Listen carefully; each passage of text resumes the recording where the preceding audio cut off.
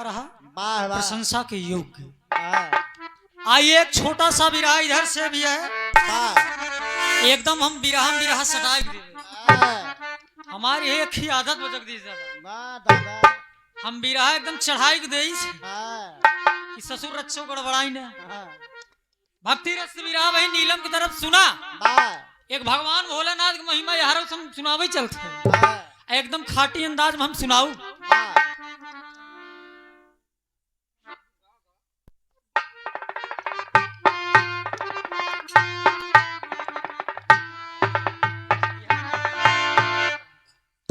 आइए स्वर दे क्या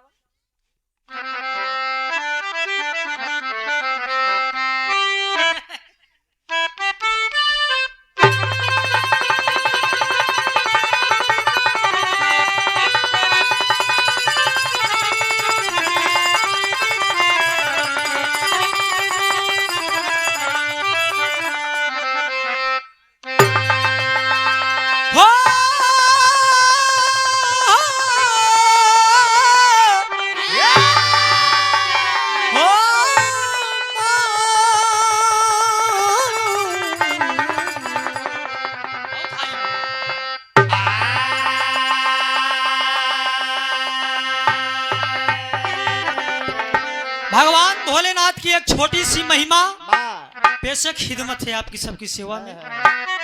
विरहे का शीर्षक होगा, देखा हमारा विरह भक्ति रस मिलवाई करी, विरहवा में भक्ति रस मिलवाई करी, लेकिन विरह में मेरे एक प्रमाण और मिलेगा। सारनाथ धाम की उत्पत्ति कैसे हुई, आइए मास्टर साहब साक्षी के भाव में कहना है।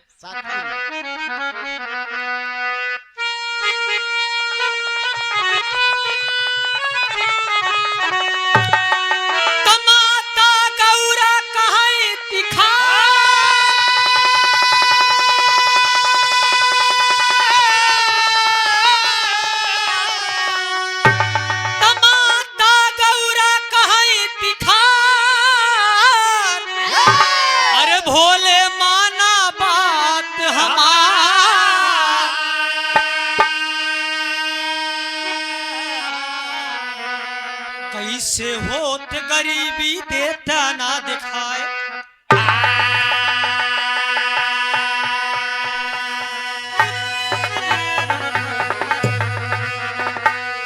भगवान भोलेनाथ अंतर्यामी कैलाश पर्वत पे बैठे हुए हैं। भगवान भोलेनाथ कैलाश पर्वत पे बैठे हैं, इतने में माई गिरजा पहुंच गई पार्वती जी। आज जब पहुंच गई तो भगवान भोलेनाथ बस गांजा चिलम चढ़ाए रहे।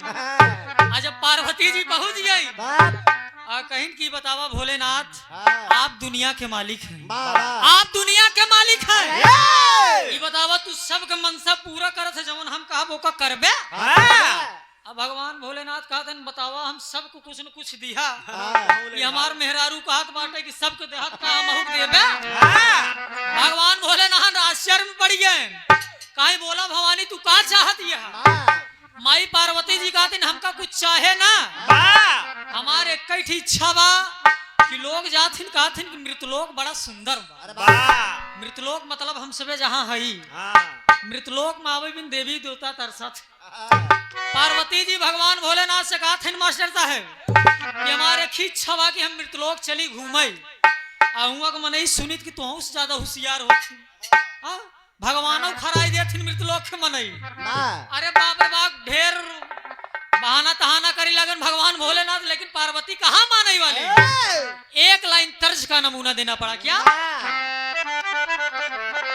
कहे अरे मोरी झूलनी पे मरी गए, एक पत्ती और बढ़ गया था नहीं, हाय हाय हाय रे मोरी झूलनी पे मरी गए। कौनो नई नवेली लड़की रही, रास्तन चली जात रही, जब लड़कियां यार वहां देखे तो कहीं मामला इधर उधर हो जाए, तू लड़कियां कहा है अरे मोरी झूलनी पे मरी गए, अरे लाखों जवान मोरी झूलनी पे मरी गए, लाखों जवान मोरी झूलनी पे मरी गए, लाखों जवान मोरी झूलनी पे मरी गए, लाखों जवान गोरे गोरे गालों पे काला काला तिल है, गोरे गोरे गालों पे काला काला तिल है, गोरे गोरे गालों पे काला काला तिल है। काले काले तिल पे अब बड़ी मुश्किल है, काले काले तिल पे अब बड़ी मुश्किल है, काले काले तिल पे बड़ी मुश्किल है। अरे कितना पुरानियन के बदलल ईमान मोरी बिदिया पे मरी गए, लाखों जवान मोरी बिटिया पे मरी गए, लाखों जवान मोरी बिटिया पे मरी गए। लेकिन भाई गिरजा का कहते हैं। और ये देखे सेवा में श्रीमान आप जन जन में सम्मान पाने वाले आदरणीय बड़का भैया हमार अभिमन्यु यादव जी, जिला पंचायत सदस्य वार्ड नंबर 37 से हाँ, अब भाई साहब विराजमान है। बहुत बहुत माता रानी आपका भी कल्याण करे। भाई के तरफ से सादर 201 रुपए देके सम्मान किया गया। बहुत बहुत प्रसाद रुपये आशीर्वाद मिलता रहे माता रानी का वाह, आशीर्वाद की कामना।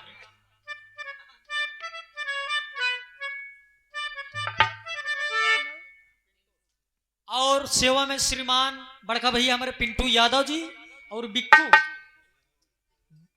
बिक्कू भैया और पिंटू भैया जी की तरफ से 100 रुपया का आशीर्वाद। बहुत बहुत पहलगी है, प्रणाम है, आशीर्वाद की प्रतीक्षा है। वाह, लेकिन माई गिरजा का कहा तहीन हाँ, कहानी एकदम फरिया के चलत रहा है। अब बाकी दुकान दौरी आप सब नाराज ना हो, धीरे धीरे हम करत रहा हूं। हाँ, आज भगवान भोलेनाथ से का कहा तही, हाँ, अरे बोल गिरजा पिया से, अरे बोल गिरजा पिया से सुना मन लाए, बोल गिरजा पिया से सुना मन लाए। बोल गिरजा पिया से,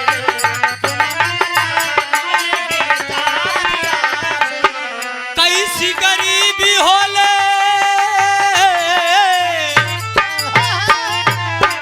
कैसी गरीबी होले देता ना दिखाए, बोल गिरजा पिया से सुना मन लाए, बोल गिरजा पिया से सुना मन लाए।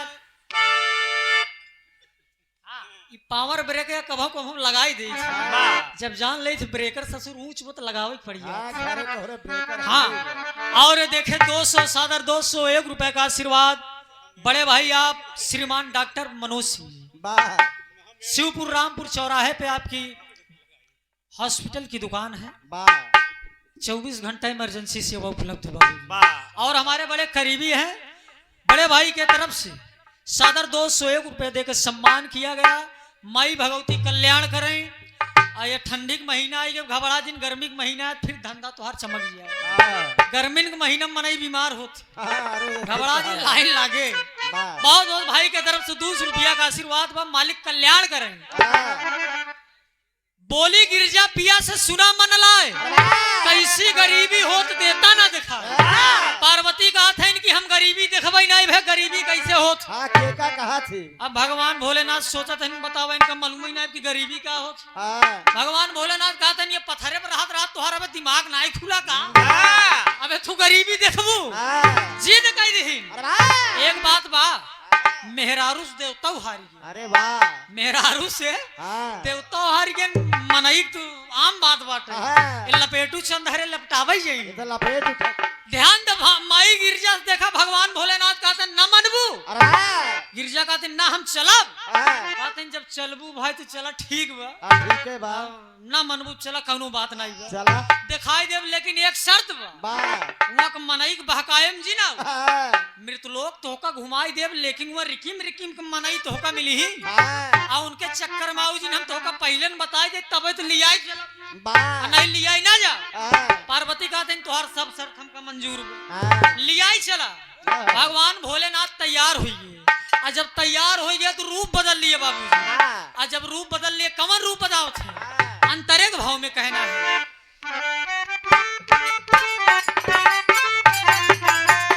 दे रखिए न शिव जी बोलले बचनिया, दे रखिए न दिली बोलल बचनिया, दे रखिए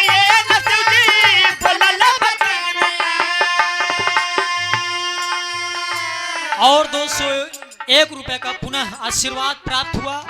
बड़े भाई आप अरविंद भैया, पंकज भाई और संदीप भाई की तरफ से 201 रुपया का पुरस्कार। दातार सुखी रखें, मालिक कल्याण करें। वाह, वाह। कहना है देर किए नसीब जी बोलले बचनिया, देर किए नसीब बोलल बचनिया, देर किए नसीब बोलल बचनिया।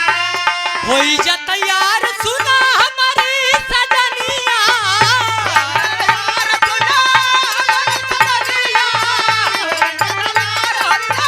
हमर सजनिया। अरे चल मृत लोकवा में देई हम घुमाए, अरे बोल गिरजा पिजा से, अरे सुना मन लाए। भगवान भोलेनाथ तैयार हो गए। जब तैयार हो गए तो लियाई के चल दिए। जब लियाई के चल दे तब उन्हें कोढ़ी रूप बना लिए। वाह, वाह। भगवान भोलेनाथ अरे वाह। जे दुनिया के मालिक हैं, हाँ। आज वो कोढ़ी रूप बदाइल हैं। वाह। जहिया मृतलोक मनाई चीन ही ने के भगवान भोलेनाथ हैं। हाँ। कोढ़ी के रूप बनाइल है और माता पार्वती अरे वाह। नौ फटही लुगरी पहिने और तैयार हो गए। दोनों जने तैयार हो गए, चले भी ना। और जब चले भी तैयार हो गए तो यार से खिदुनो तैयार हो गए मास्टर साहब। हाँ। और ये देखें 51 रुपए का आशीर्वाद हमारे बड़का दादा जी के तरफ से। वाह, वाह। ये महान पुरस्कार आशीर्वाद के रूप में आया है। ये दादाजी की तरफ से हमारे 51 रुपये का पुरस्कार बहुत बहुत पहलगी है, प्रणाम है। आशीर्वाद दे हम बच्चे अपनी कला में कामयाब रहे। वाह। ध्यान दा अरे वाह। भगवान भोलेनाथ तैयार है लियाई के। बुढ़वा के रूप बना ले, माई पार्वती एकदम बुढ़िया के रूप बना लेहिन। वाह। फटही लुगरी पहिने आ कोढ़ बदन से चुआ जात बा। वाह। आज ये मनई दूर से देखे तो हटियाई घटा यार सार कोढ़ी आई है। ऐसे रूप बनाई लेहिन। वाह। आज जब चल दिए तो एक लाइन तर्ज देना पड़ा। क्या कहा रे एक बात मोरी सजनी, ए नीलम देखा इन तो का बिंदे थे, ध्यान हुई है लाइन पे। कहा रे एक बात मोरी सजनी, अरे गठियाई ला चुनरिया में, एक बात मोरी सजनी, गठिया चुनरिया में। मोरी सजनी, गठिया कहा रे एक बात मोरी सजनी, अरे गठियाई ला चुनरिया में। इतना ही ना, जवन ज्यादा भाव खाथिन ना, अरे बिना मोल के बिकी जाइबू, अरे बिना मोल के बिकी जाइबू, अरे माया कई बजरिया में। बिना मोल के बिकी जाइबू, माया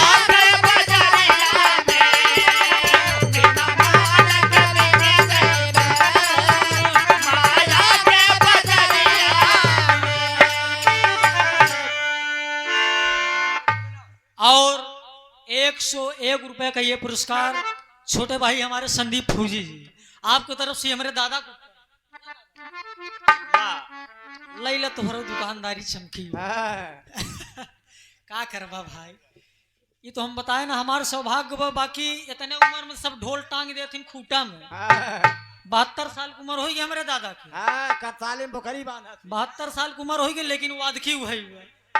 एक बार ताली बजाई दे दादा के लिए हमारे। वादकी वही है दोस्त जो हैदर अली जुगनू साहब के साथ थी। क्या कहना है, ध्यान दा, बहकावा ना, नहीं तो अगर मैं बहक जाऊंगा फिर मामला डायलेक्ट हो जाएगा। अरे वाह। हाँ, निगाह ना हटे। ध्यान दे, जब लिया चल दे कोढ़ी के रूप बनाई के का, अरे बुढ़वा कोढ़ी बनी के, अरे बुढ़वा कोढ़ी बनी के, बोले धैले डगरिया ना, बुढ़वा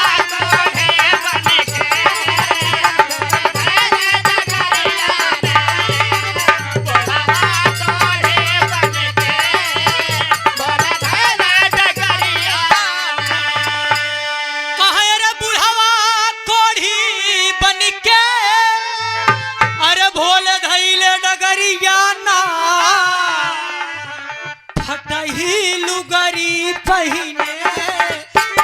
फटही लुगरी पहिने अरे वह गौरा गुजरिया फटही लुगरी पहिने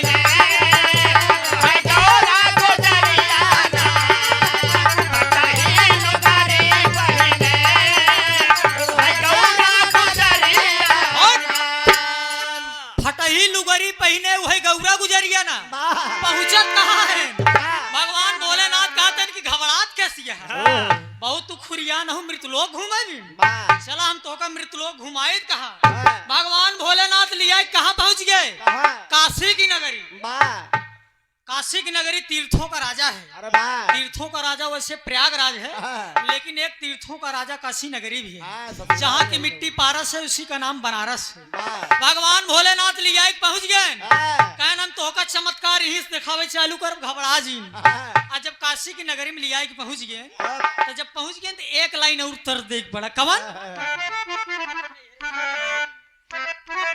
हारमोनियम का बात नहीं बढ़ाए दे मुन्ना बढ़ाए दे बहुत दबी यह बड़ी पुरानी लाइन कि कौनो जेठान और देवरान रहे देवरान जेठान के बात बा देवरानिया जेठनिया के बोलाई के कहत वे दीदी बरसात के मौसम रहे पानी बरसत रहे बाबूजी वही कहत का बा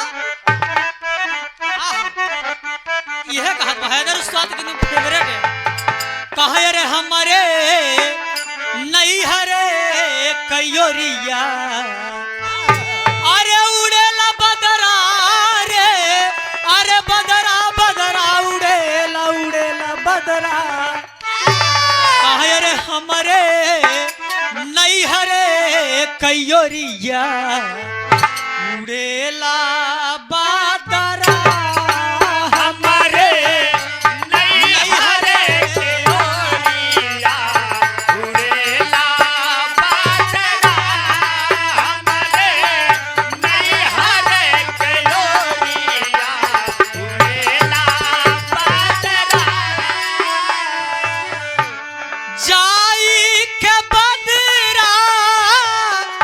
बगीचा में बरसो जाई के बदरा बगीचा में बरसो माला गुथली मलिनिया भिगेला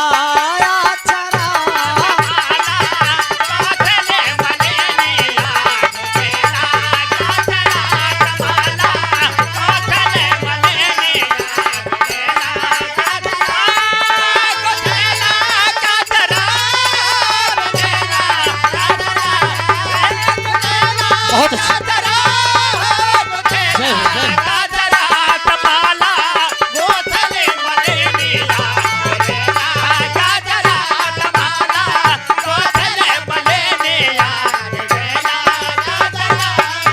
लेकिन भगवान भोलेनाथ जब लिया के काशी पहुंच गए कहानी बराबर चलत रहा है जब काशी लिया के पहुंच गए तुम जौन पंडा पुजारी रहा सब देखत है ना साथियों कोढ़ी भगवान भोलेनाथ एक क्यों नहीं जानत है कि भगवान भोलेनाथ है पार्वती है आई है मृतलोक घूमे आज जब तमाम लोग में देखत है कहे अरे यार मतलब भगवान बतावा ई कोढ़ी के पास इतनी बढ़िया मेहरारू बा हम सब इतना हैंडसम हैंडसम होई के बतावा हम सब उस मेहरारू नाई पे जिस कोढ़ी ले घूमत बता पंडा कहता है अरे वाह कि हम सब ससुर लपेटुआ हरे पाए कि कोढ़ी के पास भगवान देखा है नहुक माया अंधेर करेन कि कोढ़ी कितना बढ़िया दुल्हन देख का जरूरत रहे इलिया की घूमत बाटे एकरे कोढ़ चुवत बा आ उनका का मालूम कि भगवान भोलेनाथ अपन रूप बदले हैं कोई अंतर्यामी है आ तो भगवान भोलेनाथ लेक जब घूमत हैं तो पंडा पुजारी का कहते हैं अरे सोचई पंडा पुजारी हो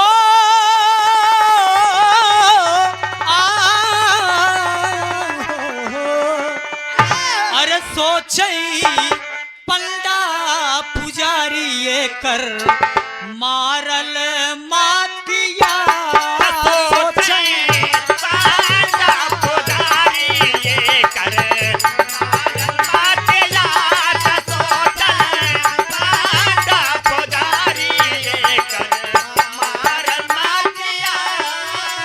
सोचई पंडा पुजारी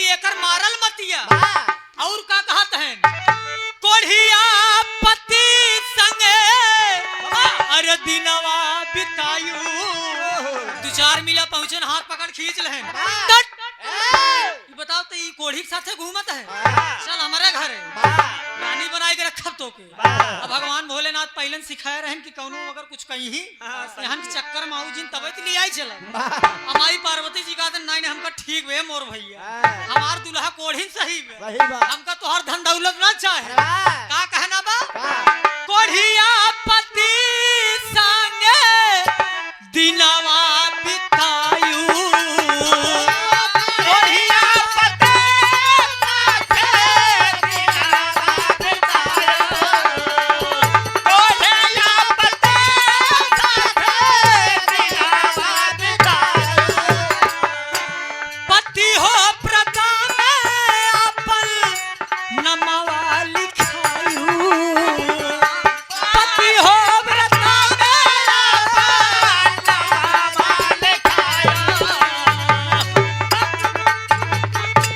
कोढ़िया पति संग दिनवा बितायु पति हो व्रता में अपन नमवा लिखायु अरे ताना मारे सब लोगवा आज तमाम लोग ताना मारत हैं वाह। भगवान भोलेनाथ की बतावा इतनी बढ़िया मेहरारू लटारत बा हाँ। ना ना ये कोनो बढ़िया बात थोड़ी ना भाई भगवान ये गलत किया ना कि हमका सबके सब दुल्हन हमका सब दे ला रहा वाह। भगवान भोलेनाथ तमाम बात सुनत हैं धीरे से जाके माई पार्वती कान में कहते सुनो ये मृतलोक है हाँ।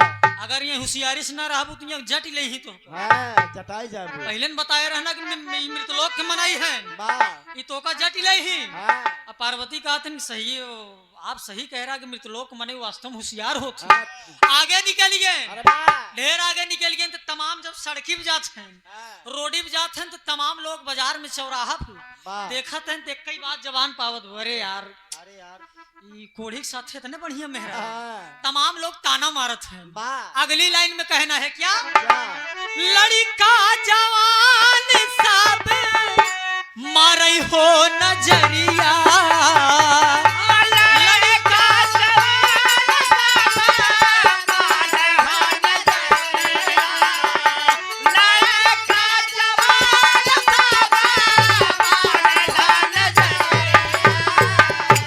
और बड़े भैया आप डॉक्टर श्रीमान मनोज सिंह जी प्रभावती हॉस्पिटल के आप डायरेक्टर साहब मालिक साहब शिवपुर रामपुर चौराहे पे आपकी हॉस्पिटल है और मैं चाहूंगा आप मंच पे 1 मिनट आई जा आप हम स्वागत सम्मान कर दी बहुत दिन बाद मिला है नहीं आई जा मंच वो वैसे यानी सम्मान भी बढ़ जाएगा लोग जान जाएंगे कि नहीं डॉक्टर साहब आए हैं बराबर आप सबके दुकान पे तो आना जाना रहता है ध्यान दो अरे वाह लड़का जवान मारे गौरा पे नजरिया लड़का जवान मारे गौरा पे नजरिया लड़का जवान मारे गौरा पे नजरिया कितना कहीं की चला हमारी बखरिया कितना कहीं के चला हमारे बखरिया अरे तक कितना देख के घिनाई बोलई कटु बातिया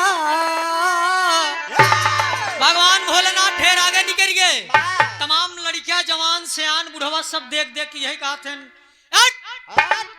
कोढ़ी तो नहीं यार बोला इधर आओ, इधर आओ। इधर आ अब भगवान भोलेनाथ एकदम कोढ़ छुअत वो शरीर से पार्वती जी के लिए आए हैं और वही टूटही लाठी ले हैं छोटी और जब चला जाते हैं वो मनाई गाते हैं कभी बताओ ये तोर दुल्ही नहीं है अब भगवान भोलेनाथ कोढ़ी के रूम में कहते नहीं हमारे दुल्ही नहीं है कहीं बताओ कहाँ से लहान तहान लहाए बे हाँ?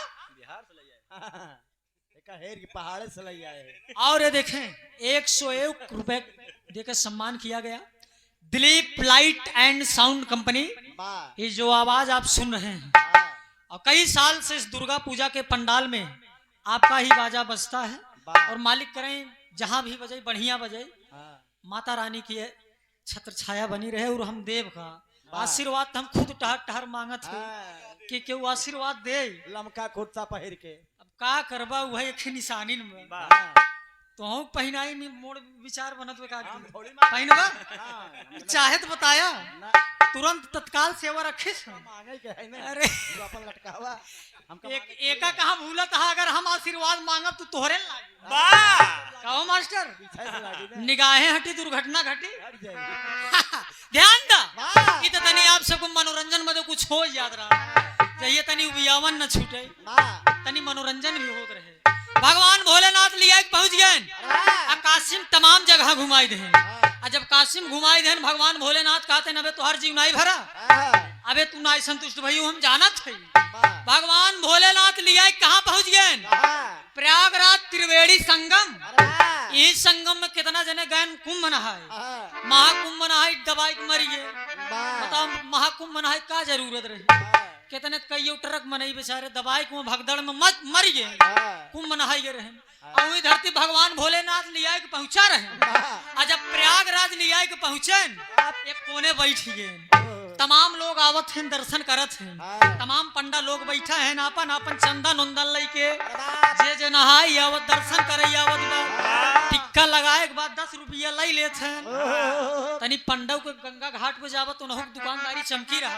लमका कुछ ले एक ही वही शीशा ले रही कंघी, वही चंदन ले रही, बिना बुलाए ना ऐसे टीक दे। अरे वाह जब टीक दे तो उनकर बन गए 10 रुपया। कम से कम कहाँ भगवा कहाँ टिकवाई ले तो दा ध्यान दा। भगवान भोलेनाथ लिया बैठ गए गौरा जी के, कहन घबरा जी ना भी को लीला तू देखा कि प्रयागराज के मनई कैसे है। एक लाइन तर देना पड़ा। विरहा हिंद केसरी, विरहा हिंद केसरी बाबू स्वर्गीय लहरी लाल जी महाराज जी गाते थे, बड़े अंदाज में गाते थे। उनकी एक लाइन मुझे याद आ गई। वैसे इलाहाबाद में सिकंदर लहरी के नाम से मुझे जानते हैं लोग, अभी वो अदायगी मैंने दिखाया नहीं। लहरी उस्ताद इसको गाते थे क्या? हाय हाय हाय हाय कहे अरे ऊंची पहाड़ी पे माई तोहर धाम बा, ऊंची पहाड़ी पे माई तोहर धाम बा, ऊंची पहाड़ी पे माई तोहर धाम बा। हाँ निशास लाल कैसे आरती उतारी है माई तोहर धाम बा, ऊंची पहाड़ी है माई तोहर धाम बा, ऊंची पहाड़ी है माई तोहर धाम बा। ई तो लाइन गावत रहन लहरी उस्ताद, तमाम प्रकार के लाइन गावत रहन। लहरी उस्ताद एक लाइन यहो गावत रहन, कहे अरे बहुत प्यार करते हैं तुमको सनम, अरे कसम चाहे ले लो, अरे खुदा की कसम बहुत प्यार करते हैं तुमको सनम। लेकिन लहरी महाराज का बदल दहन पलटन का कहे अरे बहुत प्यार करते हैं पतोहिया से हम। हमार बिया नहीं हम देखा ये गलत है, लेकिन अनुभव है आजकल के तनी जमाने के देखते हुए गायन लहरी महाराज कि यहाँ कलयुग के जमाने में ढेर बुढ़ाओ यार वहर रहा था। और ये देखें 501 रुपए देके सम्मान किया गया आदरणीय हमारे मामा जी श्री सुरेश सरोज जी, हमारे मामा जी की तरफ से 501 रुपया का आशीर्वाद। बहुत बहुत पहले प्रणाम, आशीर्वाद की प्रतीक्षा है। इलनिया यह भी लिखन कि बहुत प्यार करते हैं पतोहिया से हम, कहे अरे बेटवा न राखीता, अरे ससुर राख ले बहन, बहुत प्यार करते हैं पतोहिया से। लहरी उस्ताद गावत रहे, देखा काका तनी संभारिन के रहा कल लोग ही आते हैं इ लड़का ठीक कहा दुआ हम सुनी ना नाइट हम सवेरे आऊ घरे जान लिया। ये बात याद आएगी, हम कहे कि भाई दिल का सुना साथ तराना ढूंढेगा, मुझको मेरे बाद जमाना ढूंढेगा। ये तो लाइन रही। लेकिन आज भगवान भोलेनाथ जब लिया के पहुंच गए, प्रयागराज लिया के पहुंच गए, तो गीत के भाव में कहना है क्या? अरे कोनावा बैठ गई ले। भगवान भोलेनाथ जब कोने लिया के पहुंच गए, अब पार्वती माई वही पंखा करे जात है, माछी बैठत रहे, कोर तो पहले सुवत रहे, माछी बैठत रहे वही पंखा करे जात है का? अरे कोनावा बैठ गई ले कोढ़वा चुआ, कोनावा बैठ गई ले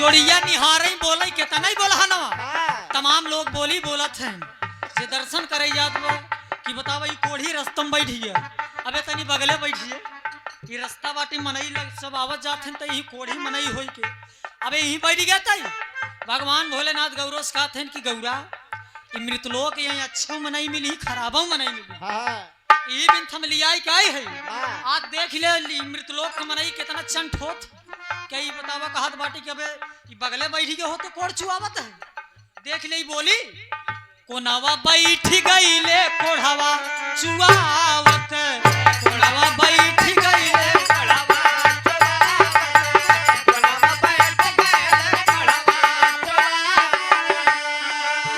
जोड़िया निहार बोल के तने बोला हनावा जोड़िया निहार बोल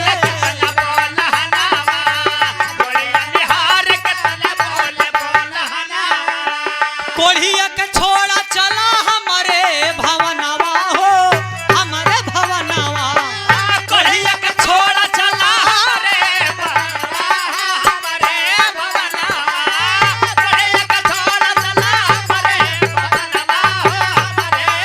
अरे वही डांटी डांटी गौरा रहीन सबके हटावत हो कोनवा बैठ गईले कोढ़वा चुआवत हो कोनवा बैठी गौर करेंगे तमाम लोग आज आ रहे हैं मेला लागुआ भीड़ पे भीड़ भीड़ भीड़ बहुत चली जात बाटे देखा ही है इंतिफाक की बात माई गिरजा के नैहरे के सहेली अब हित कहानी मोड़ ले है माई गिरजा बैठी है भगवान भोलेनाथ बैठे हुए हैं अंतर्यामी त्रिलोकीनाथ अंतरराष्ट्रीय देवता भगवान भोलेनाथ बैठा है अब माई पार्वती की 2-3 ठी सहेली रहन वहां न आई रहन कुंभ नहाय यही गंगा नहाई आई रहन मेला देखे बाबूजी आज जब मेला नहाई आई रहन देखा आई रहन इतने में निगाह चली कि पार्वती के ऊपर अब भाई देखा उनकर जो सहेली रहन उनके अंदर सब शक्ति रहा इनाई आम इंसान की नाई नैया उनकी सब थोड़ी नहीं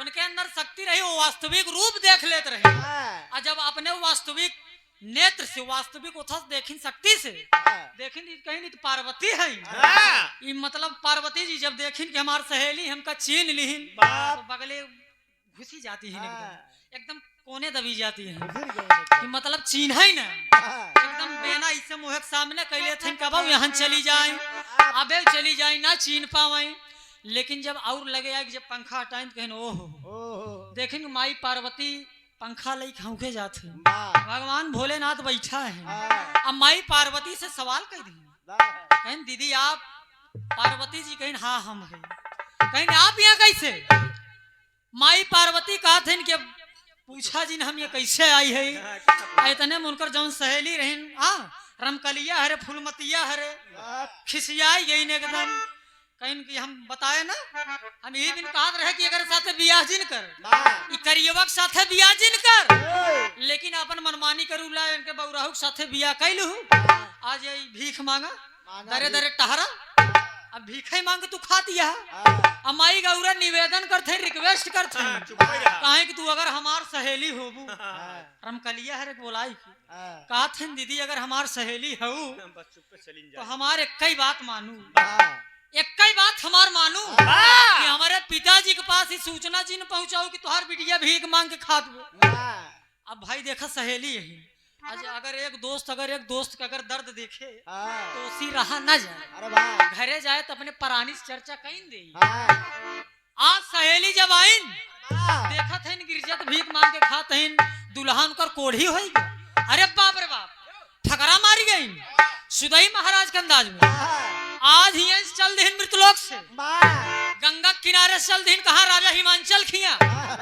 पार्वती के बाप राजा हिमांचल जब राजा हिमांचल खिया पहुंचन तीनों सखी एकदम दौड़े जल्दी जल्दी पसीना चुआ जात बाटे आज जब पहुंच गए तो देखा थे उनकर माई सुनैना बैठे हैं और राजा हिमांचल भी बैठे हैं तमाम दरबारी लोग बैठे हैं नौकर चाकर लोग हैं सैनिक लोग हैं अब वहां बैठी हैं जल जलपान हुआ पूछ नहीं सुने ना माई राजा हिमांचल सवाल कह देन केस बिट्टी तोहन कैसे तब बिट्टी अरे बतावत इन बस हम सब ऐसे घूमई टहराई गई रहे हमार विचार भकिशली घूमी हुआई जब बैठ गई पानी होनी पीन कहीं और बताओ बिट्टी ठीक ठाक है ना राजा हिमांचल हाल समाचार पूछा था तने में उनकर तीनों सहेली सुनाई बर्दाश्त भवन भाई कहीं नहीं बतावा कि करे खिया बिया करत अब राजा हिमांचल कहा था कि अब जे करे साथी बिया करे सपने मर्जिस करे कहन बिटिया तोहार भीख मांग के खात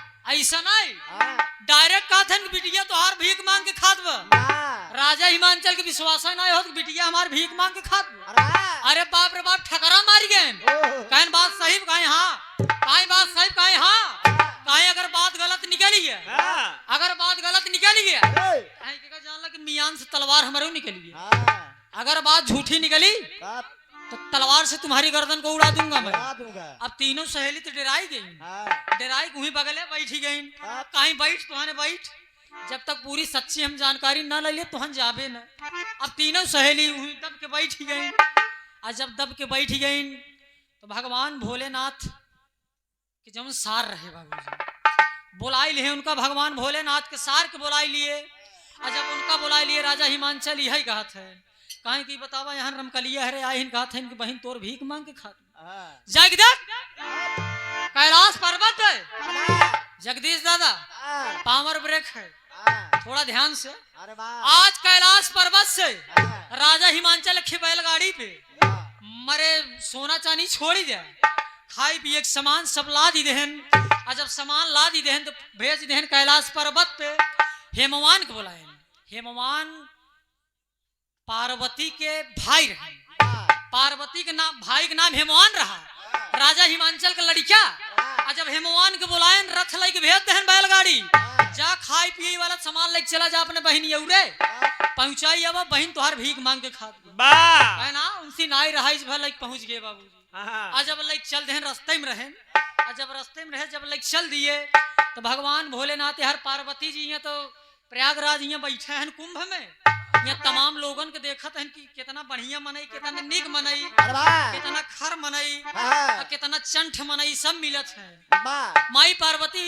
भगवान भोलेनाथ से सवाल किया सवाल कर दिया आए भोलेनाथ आप जा भगवान भोलेनाथ से माई पार्वती कहते हैं कि तू जा भगवान भोलेनाथ कहा हम ना जाब गौरा ना ना ना ना ना हमका चूतिया समझे हम कहे जाई जाबू तू भगवान भोलेनाथ कहन की गौरा तू जा कैलाश पर्वत पे हमारे सारा लाल चल रहे हैं हेमवान हेमवान यहाँ रथे पर लई के खाई पिए वाला सामान घरे के निष्कात रहे कैलाश पर्वत पे यार माई गिरजा अपन रूप बदल के चल दहीन कैलाश पर्वत देखा यहाँ झम से पहुंच गई कैलाश पर्वत पे अब भगवान भोलेनाथ क्या करते हैं भगवान भोलेनाथ पहुंच गए काशी की नगरी में काशी की नगरी में भगवान भोलेनाथ पहुंच गए अब कैलाश पर्वत माई गिरजा पहुंच गई और जब पहुंच गई तो एक लाइन तर्ज बाटे कौन तर्जमा सकता है हाय हाय हाय हाय अवश्य धान रोप धनिया लहरी लाल जी की आवाज है मास्टर साहब हाय हाय अरे अवश्य धान रोप धनिया कहे अरे रिमा झिमा बारे से ला पानिया अवश्य धान रोप धनिया रिमा झिमा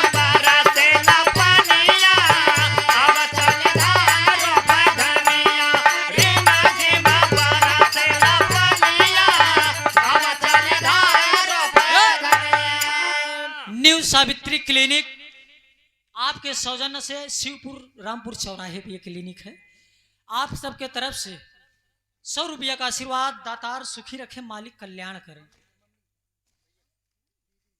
अच्छा अब देख ली हमारे माता जी के तरफ से वाह वाह 200 रुपया का पुरस्कार एक रखी दिया अंगाऊ रखी दिया अंगाऊ रख दे के जब तक जियब तब तक पड़ा रही हमारे माता जी की तरफ से 200 रुपया का आशीर्वाद और बहुत बहुत चढ़ छू के पहले की प्रणाम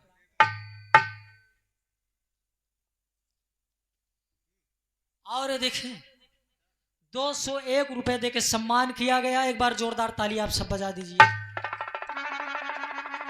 गांव के सामाजिक व्यक्ति हम तो जाना थे जब हम छुटवार रहे तब से मिलना जुलना चालू का हो दादा ध्यान नहीं देता हाँ, मिली एक दिन हम एकांत में दोषी हाँ, मंगबे तो ना कुछ। आदरणीय आप सेवा में श्रीमान राम कृपाल सरोज हमारे दादाजी हाँ, लागई थे दादा, लेकिन प्यार से गांव प्रसिद्ध है निरहुक नाम से। वाह वाह, हाँ, नान नान लड़कियों मजा ले रहा था। समझा था ये तुम ला। हाँ, काका है दादा है, हम जाना अब था उतना तो हमारा फर्ज बनवाई कर मजा ले ले। मारे वाह, हमारे राम कृपाल दादाजी के तरफ से 201 रुपया का आशीर्वाद, बहुत बहुत पैर छू के पहलगी व प्रणाम बा। गलती जमन हुई जा तो का आप सब क्षमा कर दिया। 5-6 महीने से तबीयत बड़ी हमारी खराब चल रही है, इत बिरहा हम गावत है, नहीं तो कुछ दिन हम बंद कर दे रहे बीच में 1-2 महीना।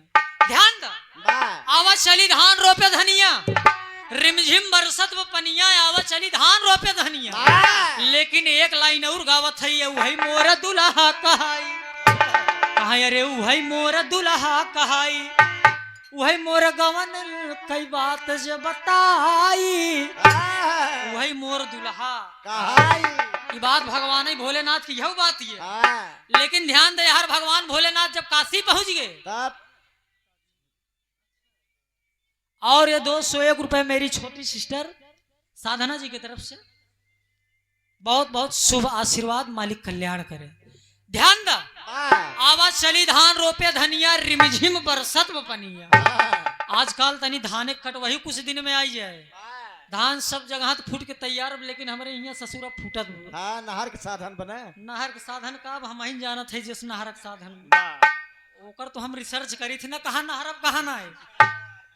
हिसाब से मुसाफिर बात पर्दे में हो जाए, समझ गया हो तो नहीं बहुत बा। ध्यान दा, अब का करी, तनी हम शिकारी मनई है, तनी नहीं रहा सोच। ध्यान दा, भगवान भोलेनाथ काशी पहुंच गए। वाह, जब काशी पहुंच गए, काशी में बैठ गए बाबूजी। जब काशी में बैठ गए, इधर माई पार्वती कैलाश पर्वत बैठी इन विराजमान है। जब हेमवान रथ लेके पहुंचत हैं, देखत हैं तो कैलाश पर्वत कोनो कमी नहीं बा, सोना चांदी एकदम जगमगात बा। हेमवान बड़े आश्चर्य में पड़ी कि बाबू हमार कहन बतावा, तोहार बहन भीख मांग के खात बा, अइया देखत है कोनो कमी नहीं बा। पार्वती सवाल कह दे, नहीं बतावा बौरहाऊ कहाँ है, भगवान भोलेनाथ कहाँ मिली ही। माई गिरजा कहीं उनसे मिलबा, हेमवान कहते हैं हाँ हम मिलब। माई गिरजा कहते हैं अगर भगवान भोलेनाथ से तोका मिलेगा जा, चला जा काशी की नगरी। काशी की नगरी जाबा तब उनसे मुलाकात हुए। आज हेमवान अपन घोड़ा गाड़ी रथ छोड़ के कैलाश पर्वत से चल दिए काशी की नगरी, मृतलोक की नगरी बाबू। आज जब वो चल दिए, आज आए काशी की नगरी पे, और देखते हैं तो भगवान भोलेनाथ ध्यान लगाए हैं।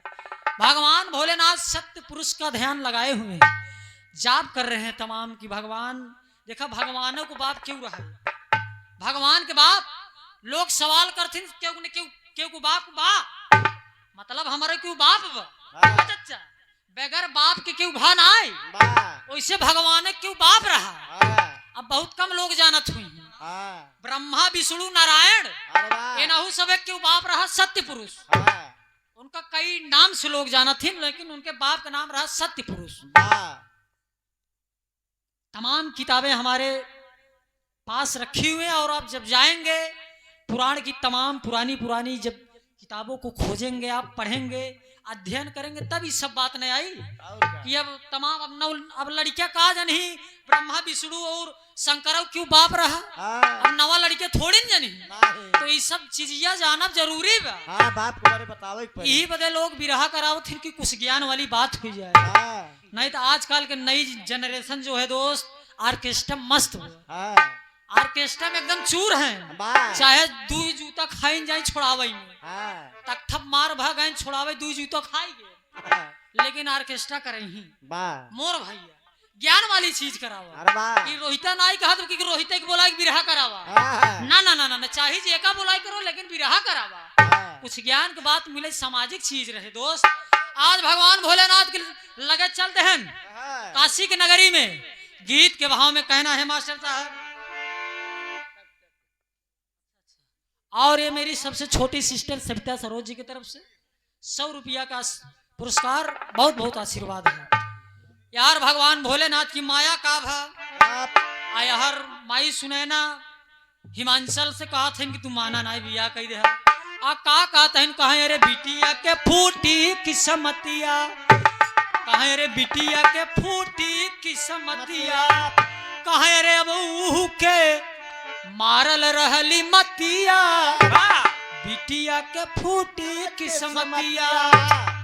भगवान अंतर्यामी है, वो तो परीक्षा लेते रहन कि कितना देर के सत्य पे चली पावत। हम अंतर्यामी है ना, हम जब चाहे जोगी बन जाओ, जब चाहे फकीर, और जब चाहे धनवान बन जाओ। अरे हम तो भगवान है, और जब भगवान ही गरीब हो जाए, अरे बाप रे बाप, ये तो उनका लीला छोटी सी रही। आज हेमवान पहुंच गए कैलाश पर्वत से, जब काशी के लिए प्रस्थान किए। जब काशी में भगवान भोलेनाथ लगे आए, तो भगवान भोलेनाथ कहते तू क्या करे चला आया, कहते के सारे तू कैसे चला आया। भाई भगवान के सारे ही लागत रहे ना हेमवान, तो ये भगवान कहते माना ना सरऊ तो हम आई गए। अब तक तो तुहार बहिन ही परेशान रही, हमका मृतलोक घुमावा हमका, अब तो मतलब रहा ना गवा, मतलब कि लावा ठीक से नहीं पर छे रहा का। भगवान भोलेनाथ मजाक करते हैं, ध्यान दे। हेमवान कहा था कि सब चीज छोड़ा, भोलेनाथ बहुत मजाकी है। हम जाना थे कि मजाक ढेर करत, लेकिन इतने समय हम मजाक नहीं करते। ये बतावा दुनिया के सब कुछ न कुछ देहे है, तू दुनिया को आपने दिया है भोलेनाथ। भोलेनाथ कहा थे तो कुछ चाहे। हेमवान कहा थे कि महाराज हमका एक ही चीज चाहिए। आप जान रहे हैं भगवान भोलेनाथ कि मेरे पास किसी चीज की कमी नहीं है, मेरे पास किसी चीज की कमी नहीं है। हम चाहते हैं कि हमारे न रहे पे दुनिया हमारा नाम गावे, हमारे न रहे पे मृतलोक के मनई हम के जाने कि क्यों रहा हेमवान, क्यों रहा है पृथ्वी पे। भगवान भोलेनाथ कहें जा, जब तुम्हारी यही मनोकामना बा, हम तो का आशीर्वाद देते कि अगर हमका आगे पूजी ही मृतलोक के मनई, अगर हमका पहले पूजी ही तो साथे साथे तुहू को पूजी ही। गौर करेंगे जो भाई हमारे जल चढ़ाने काशी जाते हैं, बनारस काशी जाते हैं, काशी के बगल वही सारनाथ, रामनगर क्रॉस करा सारनाथ। भगवान भोलेनाथ के सारे के नाम पे, हेमवान के नाम पे सारनाथ की उत्पत्ति हुई। लोग जाथिन बताओथिन कि चलबा यार आजकल ट्रेनों चलत सारनाथ में लिखा रहा, तो सारनाथ की उत्पत्ति कहाँ से भाई? भगवान भोलेनाथ के सार के नाम पे सारनाथ की उत्पत्ति हुई। भगवान भोलेनाथ आशीर्वाद दे दिए कि जा हमारे साथे साथे तोहरा नाम होई। इतना ही आशीर्वाद लेके हेमवान चल दिए बाबूजी, हिमांचल राजा के पास चल दिए, अपने पिताजी के पास चल दिए। मिले भी ना, बतावे भी ना कि झूठी खबर रही, बहन हमारे एकदम बढ़िया से बा। भगवान भोलेनाथ का आशीर्वाद पाने के बाद राजा हिमांचल खिया हेमवान चल दिए बाबूजी। और जब हेमवान चल दिए, यार भगवान भोलेनाथ महिमा देखा उनकर, तमाम लोग आज पूज रहे हैं। ये दुनिया में भगवान भोलेनाथ के क्या नहीं पूजत, कि शंकर जी के नाम से पूजत बा, उन्हीं राम है, उन्हीं विष्णु है, और उन्हीं शंकर है। भगवान के अलग अलग रूप बा। अब दुर्गा माई की मूर्ति बैठाई रही, विंध्याचल में जाएंगे वही दुर्गा माता विंध्याचल के नाम से जानी जाती है। कड़े में आप चला जा शीतला माई के नाम से, तो जहां आप जाएंगे कलकत्ता में चला जा कामाख्या माई के नाम से। तो शक्ति एक है, रूप अनेक है, शक्ति एक है बाबूजी। भगवान भोलेनाथ परीक्षा लेन हेमवान के, हेमवान पास हो गए, आशीर्वाद पाई गए, कब तुम्हारा नाम होए। चल देन अपने पिताजी के पास बाबूजी। बिरहा हमारी ही समाप्त बा, अब नंबर हम नीलम के दे देबे। बिरहा उधर से सुनत जा, लेकिन एक आध दो लाइन तनी चटनी ले ले। कहे अरे मेरी घरवाली जब रूठ जाती है तो अरे पूरा गन मशीन हो जाती है। मेरी घरवाली जब रूठ जाती है तो पूरा गन मशीन हो जाती है। स्टेशन से गाड़ी जब छूट जाती है तो 1 2 3 हो जाती है। स्टेशन से गाड़ी जब छूट जाती है तो 1 2 3 हो जाती है। एक आग दूठी और भिड़ा जतनी हमरा हैदर उस्ताद वाला, ओकरे बाद हम नंबर आइन गब नीलम की, हम नीलम के दे दे। रवि भाई बड़ा पुरान संगी है, कैमरा वाले भाई निकाल ला फोटो, रवि भाई साथ निकाल ला, बड़ा मौके से भेटान है, भदोही के निवासी है।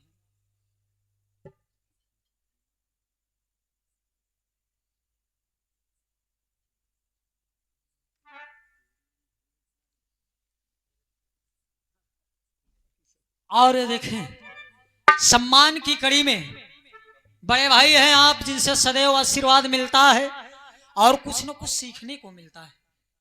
भदोही की माटी से हारमोनियम के बड़े ही अच्छे कलाकार सुपरस्टार कलाकार जितनी प्रशंसा की जाए उतना ही कम। बड़े भाई आप रविशंकर सरोज जी बिरादरी ना घबरा जी अब बिरादरी खिए गवाऊ भाई रच्चे घबराया जी तकलीफ ना हो तन क्यों। रवि भाई जी की तरफ से सादर 201 रुपया का पुरस्कार आशीर्वाद के रूप में आया है। मालिक करें और तरक्की करा। अब मालिक आशीर्वाद बनोबे करें लेकिन बड़वार भाई यह तनी आशीर्वाद यार ठेल देवा करा नहीं तो मर आरती राज जख्मी के और प्रियंका बागी के ढेर ले वहर गवावत है। अब मुस्कानों को देखे बीच बीच में खूब गवाया मनवा ना ठीक है कोई बात नहीं है। मुसाफिर बात पर्दे में समझ लिया जाता है। आइए मास्टर साहब एक आध 2 लाइन बजाई का कौनो बजावा।